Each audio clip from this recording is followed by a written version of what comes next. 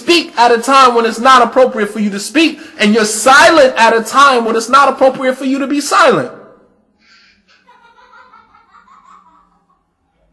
Understanding who you are and your origin and where you come from. He said that the woman was created from the rib, وَلَن تَسْتَقِيمْ لَكَ عَلَى طَرِيقَةٍ, and that the woman will never be, as the Prophet ﷺ here in the hadith is addressing the men, because he used laka, and he was talking to another sahabi. He said that the woman was created from a rib, and she will never be as straight as you want her to be. And this is something that as Muslim men, we don't understand. We marry a sister, and because I'm a student of knowledge, I want her to be a student of knowledge. Some of the sisters are not going to be studious, and the brothers have to understand that. Wallahi, if the sister is a good mother to her children and a good wife to her husband, Wallah al-Azim, that's your ticket to Jannah. Being a student of knowledge is extra, superfluous. That's not something that's required of you. Knowing the basics of your religion, like tawheed, like wudu, like the issues of the menses for the women, how to make salat, all of those issues, once you get those issues down. Being a good wife, wallah al-azim, sometimes we put expectations on the sisters that are unrealistic. We want the sister to be a student of knowledge. She just accepted Islam. She hasn't picked up a book in years, let alone pick up a book on tawheed. Pick up a book about something Islamic. Some of the women are not built like that, and we have to understand that. They will never be as straight as you want them to be. They're not going to conform to your every desire. So then the Prophet ﷺ said, فَإِنِ اسْتَمْتَعْتَ بِهَا اسْتَمْتَعْتَ بِهَا وَبِهَا عِوَجٍ. And if you draw benefit from a woman, you are only going to draw benefit from her while she is crooked. And when we use the term crooked, we're not using it in a disrespectful way. We're not using it in a demeaning way. We're not using it in a manner where we begin to depreciate the status of a woman in Islam. Because Allah subhanahu wa ta'ala gave this woman in Islam, the Muslim woman, a stature, a high status that nobody gave the woman prior to the religion of Islam. Allah subhanahu wa ta'ala says in the Quran, in Surah Ahzab, Surah number 33, Ya nisa an-nabi, lastunna ka ahadin min an-nisa, in ittaqaytunna. He said, O women of the Prophet. And here Allah subhanahu wa ta'ala is not addressing solely the wives of the Prophet sallallahu alaihi wasallam, but you, from the time that you accepted Islam, you are from the women of the Prophet sallallahu alaihi wasallam. You follow the sunnah of the Prophet sallallahu alaihi wasallam. You are included in that address. He said, O women of the Prophet, you are not like any other women. Lastunna ka ahadin min an-nisa. With a condition, in ittaqaytunna, if you have taqwa. So it doesn't necessarily mean that you have earned this status in Islam because you put on a jilbab and a niqab.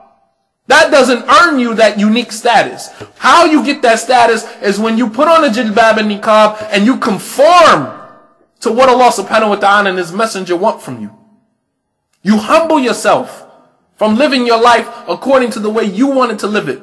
And you conform to the deen of Allah subhanahu wa ta'ala. By that you deserve that status of not being like any other woman.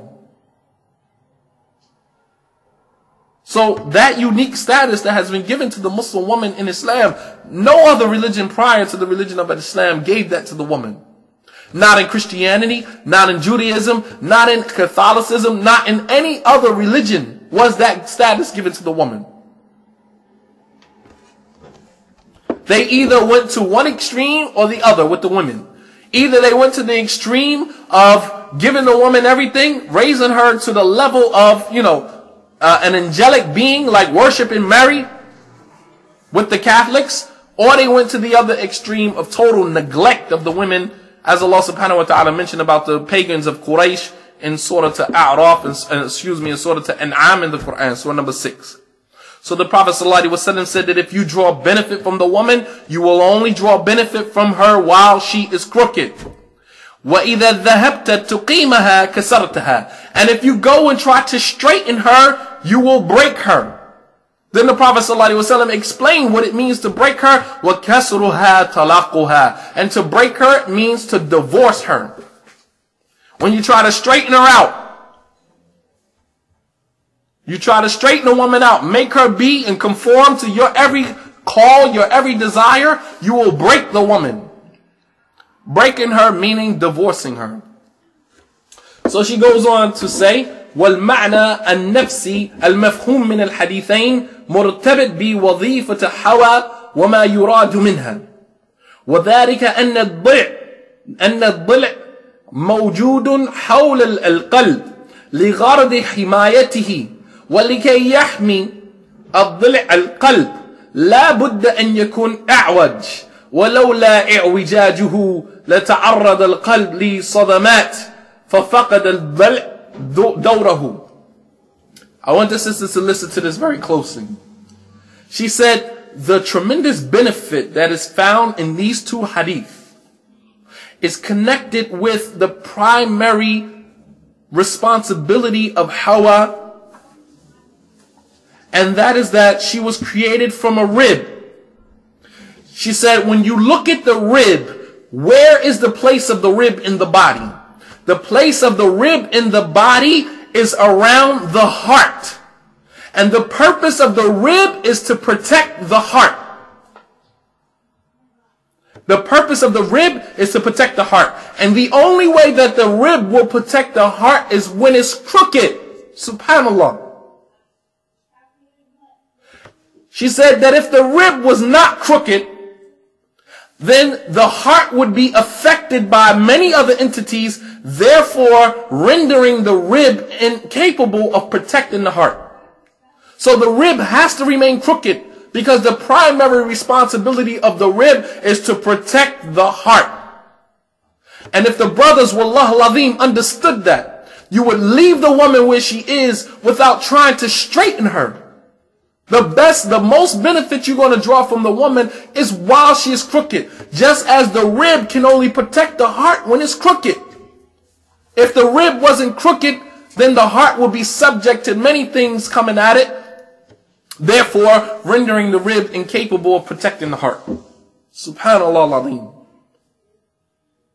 ومعنى هذا أن الدور المرأة هو حماية قلب آدم ومنحه الحنان والأنس والسكن، وأن الرجل لو أراد من المرأة أن تقيم فتدعى عاطفتها أو أن تسترجل فتنزل معه في الميدان الذي لا يصلح له إلا الرجال، لو أراد ذلك لفقدت المرأة وظيفتها ودورها الأساس الذي خلقت لأجله.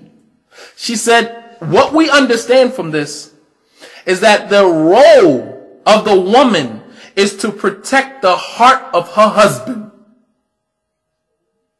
so that the husband finds in the woman tranquility, finds in the woman companionship and compassion.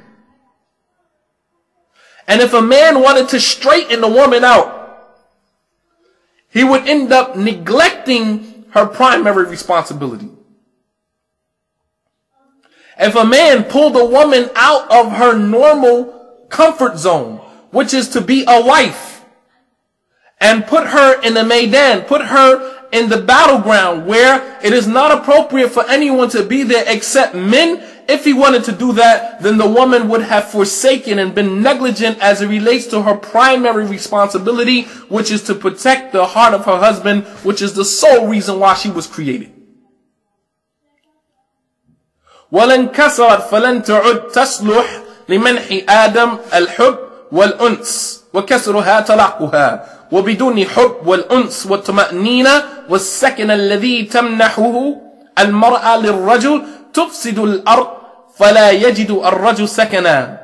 She said, and the woman would have been broken. You would break the woman by taking her away from her primary responsibility, therefore rendering her incapable of fulfilling her responsibility to her husband, which is for him to find tranquility and to find compassion in her. When you find that a woman works